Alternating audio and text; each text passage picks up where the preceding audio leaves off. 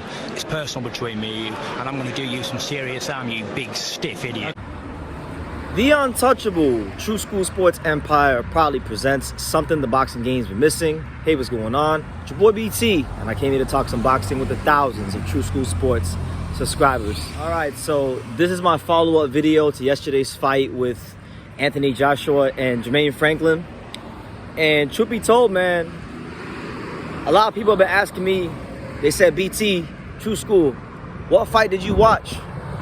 And I tell them I watched the same fight you watched. It's just, maybe I interpreted it a little bit differently than you did. Now, Anthony Joshua has gotten a lot of criticism from the boxing world. Like, I've been watching a lot of people's videos about, like, Anthony Joshua. I even watched the True Geordie. You know, I don't watch the True Geordie a lot, but he's popular here on YouTube. So I went and I watched him. And I thought his video was kind of harsh. And truth be told, look, I went back, for my own sake, I went back and I watched the fight by myself this morning, no sound. And the conclusion I came to was basically that, listen, I'm gonna sit right here.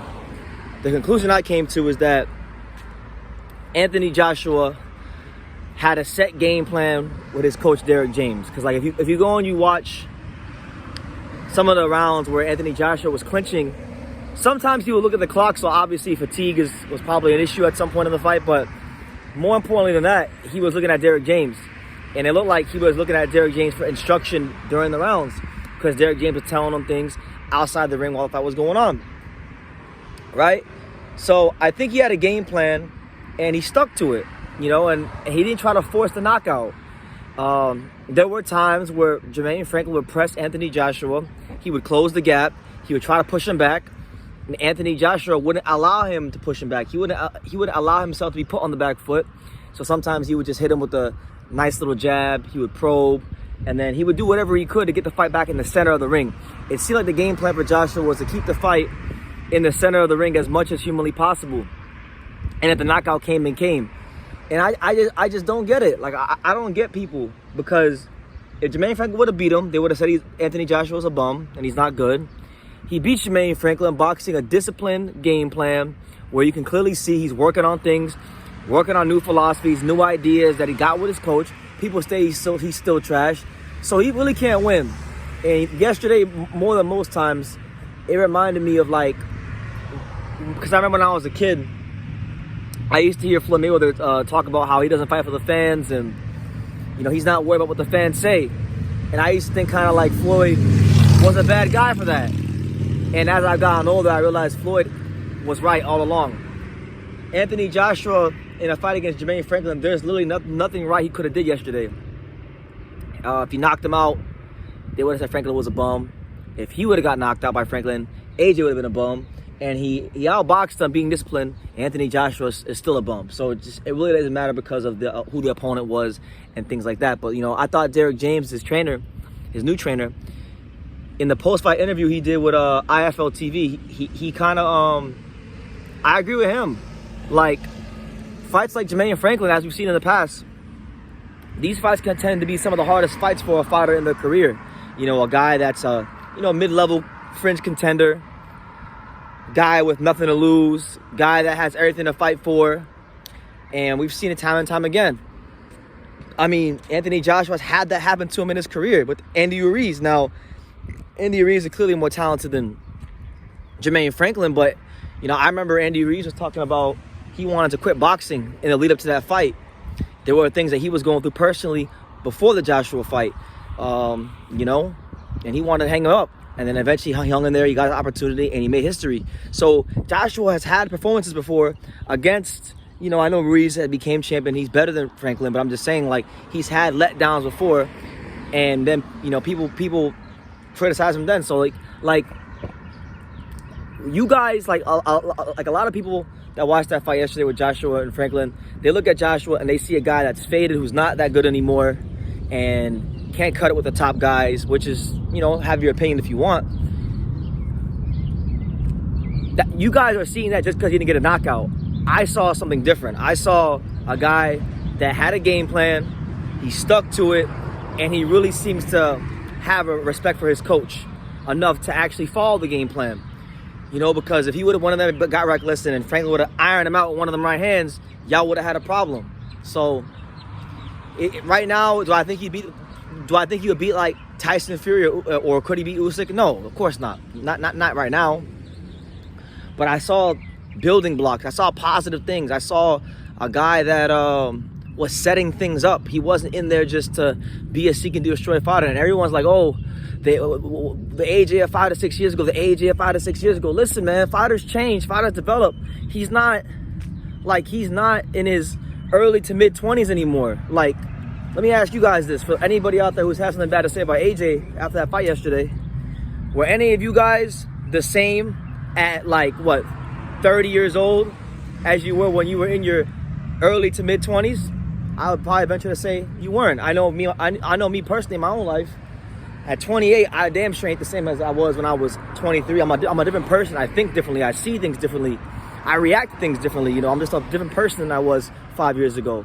And it's the same thing with boxing. Fighters change, and they develop over time. So my thing is, we live in a social media era where anybody can have an opinion, and I have mine, and sometimes they're good, and sometimes they can be pretty out there. But listen, I do think Anthony Joshua has some things to work on. Obviously, like, I'll tell you one of the things he's got to work on. It was like in the second or third round, the first straight right hand Jermaine Franklin landed on Anthony Joshua.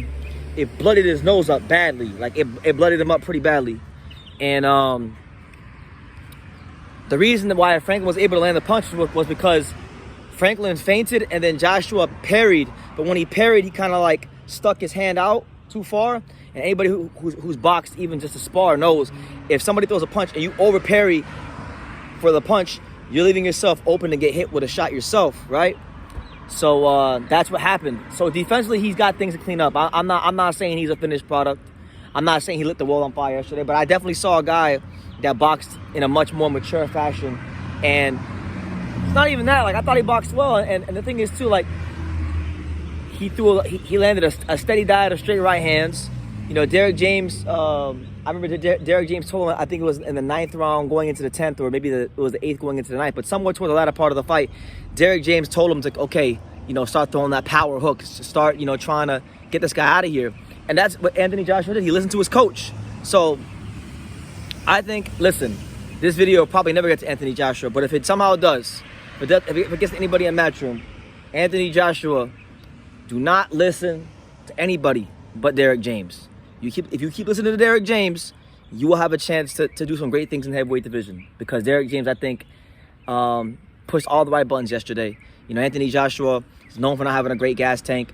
I saw Derrick James in between rounds, making sure Anthony Joshua was breathing properly, which is amazing, because how many coaches, how many trainers do you actually see making sure their fighters are breathing properly? I mean, like, we'll get into the Robeisy Ramirez fight later on, but like Barry Hunter was telling Isaac Dogby all this motivational stuff for like 10 rounds, and then he waited till the 11th round to give him real instructions.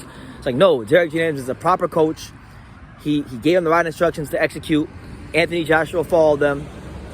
And all anybody seems to harp on is the fact that he didn't get a knockout. Okay, he didn't get a knockout. So what? Are we going to sit here and act like the same people that are criticizing him for not getting a knockout, are we going to seriously sit here and act like y'all would have given him credit for knocking out Jermaine Franklin? I don't think so.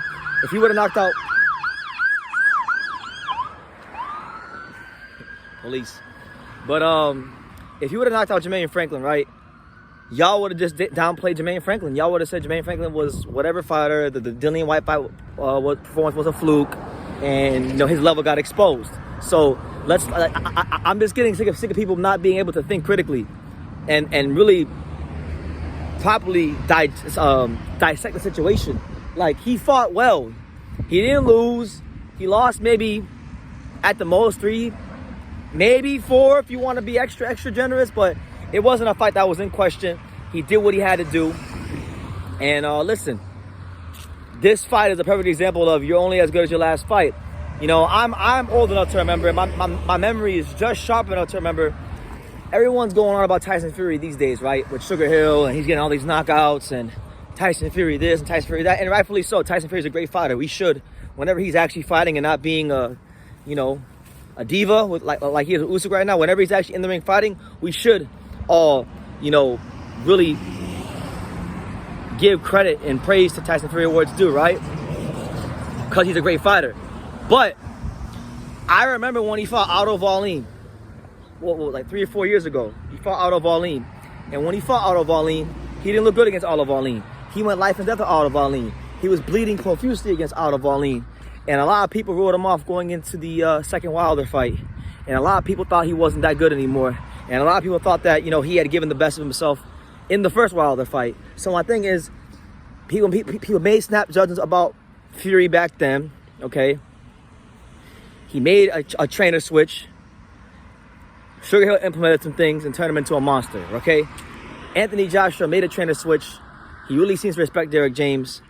Stop making snap judgments, because there really wasn't, in my opinion, there's not like you could obviously, there's some things you got to work on. I just pointed one of them out to you. I think he's got to be a bit more composed when a guy throws punches at him, because he overparried and got caught with a big right hand. So, you know, at the top level, a guy like, you know, even a guy like Filip Hrgović, who's got a great right hand, he does it against a guy like Filip Hrgović, he'll be in the hospital, you know, honestly. So he's got to really tighten some things up. But overall, it was a good performance. And yeah, my message to the boxing fans is most of y'all don't know shit about boxing. I'm not saying I know everything about boxing, but I know a little bit about boxing. I don't know about, there's a lot of things in life I don't know about. I don't know about drugs. I don't do drugs. I don't know about quantum physics. You know, I'm not really the best at cooking. I don't have much cooking skills, to be honest with you. But one thing I do know is about boxing. So it's a fight that nobody's gonna really revisit too many times, but it's a fight that I think was needed for his growth. And listen, while everybody's complaining about him not getting a knockout, let's look at the fact that he actually went 12 rounds with a guy like Jermaine Franklin, who's slick, who moves a lot. Normally a fighter like that would really gas AJ out. So let's give him some credit for actually going to 12 rounds and getting through him in a pretty good fashion. And more importantly than that, let's give Jermaine Franklin some credit, because I think Jermaine Franklin's a lot better than, you know, he's better than people think, give him credit for. You know, he showed that against Dillian White on short notice. And even in this fight, there would be times where Anthony Joshua would be in the position, he would throw the right punches, but then sometimes Franklin would just block the punch, or he would just slip just enough, or roll the shot just enough. So Anthony Joshua couldn't really land that big punch that would stun him or buckle him and knock him out. So Franklin did what he needed to do to get through the rounds, win some rounds, and make it a competitive affair. He just had a hard time pushing the pace the way he needed to beat Joshua. But yeah, I've been rambling. I just wanted to get this out there because I am a little frustrated that you know, Anthony Joshua is not getting any credit for the performance yesterday, because I thought he boxed a good game plan, and I thought Derrick James had the right game plan for him. And there were like at least 3 or 4, like, I'll list the 4, before I end the video, I'll list the 3 or 4 positives for you. Positives for Anthony Joshua: listen to his coach throughout the whole fight, never deviated from the game plan. That's positive number 1. Positive number 2, very active with the lead hand and the lead jab, which allowed him to set up other punches. That's positive number 2. Positive number 3, he got through the rounds. He got through the 12 rounds without looking gassed, and still had gas in the tank down the stretch to land punches when Jermaine Franklin wasn't holding him. That's positive number 3. And positive number 4, he had he was actually able to fight on the inside at times. His inside game, obviously, he's not going to be compared to the likes of Joe Frazier or anybody like that, but his inside game looked, you know, mildly improved. It looked like he knew a little bit more about being on the inside. So those are the 4 positives I took from the fight. Y'all can let me know what you think in the comments down below, but you know, it's ridiculous the amount of hate this guy gets, especially in the UK, right? Because I'm speaking from the American perspective, right? I don't get it. Like, this guy has done a lot for British boxing. I mean, truth be told, most Americans didn't give a rat's ass about British boxing until Anthony Joshua lit the division on fire years ago. So it's just like, man, have some respect, you know? But I'm gonna leave it at that. You guys, let me know what you think in the comments down below. Make sure you guys take the time to subscribe. And like I say in every single one of these videos, you can love me or you can hate me, but I'm just a kid from Daniel. So until next time, take care, guys. Thank you for watching another video on the untouchable True School Sports Empire. For more great boxing content just like this video, click right here and make sure you subscribe. Much love from sunny South Florida.